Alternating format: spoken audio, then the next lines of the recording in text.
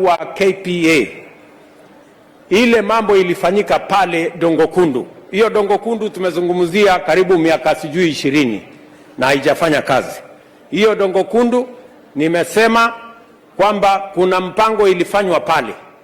Orodha ya watu imeandikwa mrefu ati ni watu wa Dongo Kundu.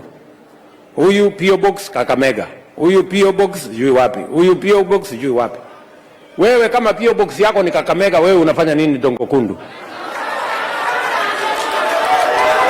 Kama sijui kama tunaelewana. Kama wewe PO Box yako ni Eldoret, unafanya nini Kakamega? Ama PO Box Nairobi, wewe unafanya nini Dongo Kundu? Ndio nimesema hiyo list ambayo iliandikwa, hiyo list tunaifutilia mbali. Tunaenda pale kuhesabu wale watu wanaishi Dongo Kundu, hao ndio tutawalipa. Wale wakora wengine wote watoke.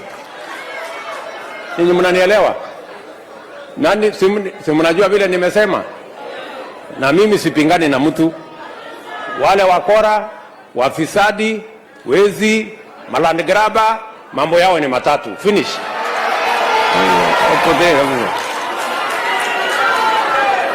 Tumeelewana watu wa Mombasa? Kwa sababu hatuwezi kuwa tunazungukana ati kuna mtu mmoja msikie hii Kenya hii iko na maajabu my friends. Ati kuna mtu ameandika kwa hiyo report ati mimi nilikuwa na mzinga wa nyuki. Sasa hii mzinga wa nyuki mnifanyie hesabu.